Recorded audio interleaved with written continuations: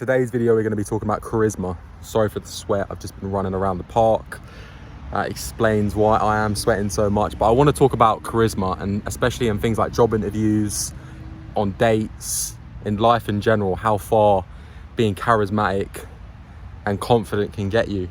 And I feel like when we're young, we were kind of told to focus on, you know, getting good grades, doing well in school, getting a degree, going to university, which again is important, but I think that's more about getting your foot in the door, but it doesn't get you through the door, if that makes sense. It gets you to the door, but in terms of unlocking it and going through it, I think things like charisma, confidence, how you carry yourself, you know, being able to talk from experiences, and we're going to get onto experiences because I think a large part of confidence and charisma comes from experiences in life.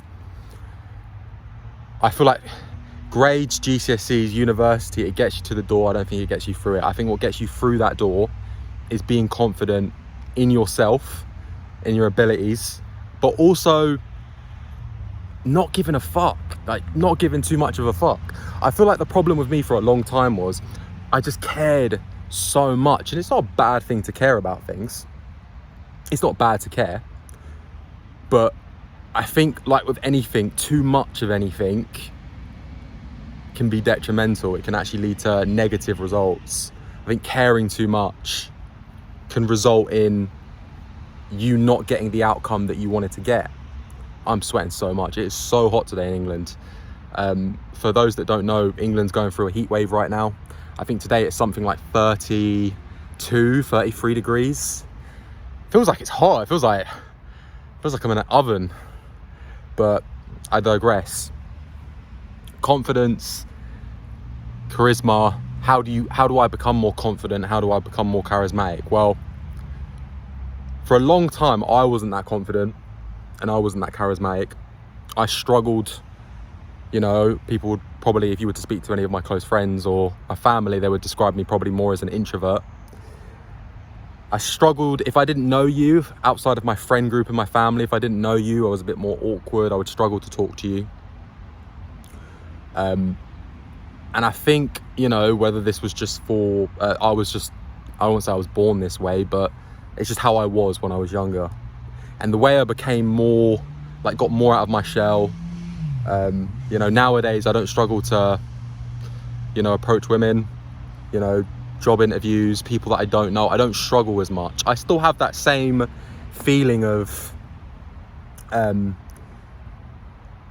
wouldn't say anxiety, but being anxious, maybe it's the same thing, but feeling a bit like anxious before anything that I perceive as somewhat risky or, you know, nerve-wracking, but I'll do it anyway. You know, I'll push through that fear. I'll push through those nerves and that, you know, anxiety, if we want to talk or say it, label it as that. And I think a large part of that is experiences in life, putting myself in uncomfortable, difficult situations and just pushing through that feeling of discomfort. I think the more you put yourself in discomfort and push through that feeling, push through that discomfort, you know, do things that you don't want to do. You see a pretty girl, you feel nervous to approach her, just approach her. The worst that's going to happen is you epically fail. I've got a boyfriend, sorry, I'm not interested. And the more and more you go through that, the more and more you're aware, oh, I'm not dead, you know. It's not as if, you know, I've been shot, or, you know, you just do it more and more and more. And then that feeling, it doesn't go away, but you get better at pushing through it. You feel it, you just push through it. It's almost like you get stronger, you get better at dealing with that feeling.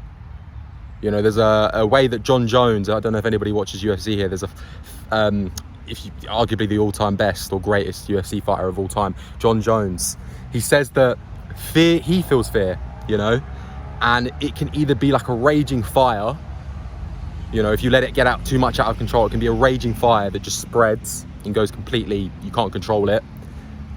Or you can fan that flame and contain it and control it and use it, you know, for your own benefit. Fear, you can actually use it for your benefit. It makes you perform better, it makes you more alert, you know.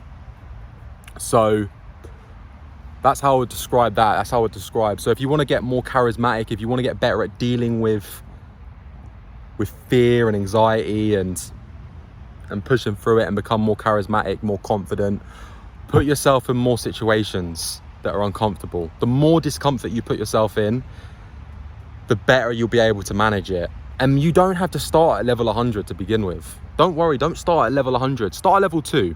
I always use the dating and approaching women analogy because I think that's quite a relatable one for men, especially young men like myself. But I think maybe instead of, if you just see, there's a guy on YouTube, I can't remember his name, he calls it the damn effect. If you see a beautiful woman and you're like, damn, god damn, try maybe not to start with that level. Don't start with the women that makes you go damn, or the 10s or the 8s or the 9s. Maybe just start approaching women that you're not, physically attracted to.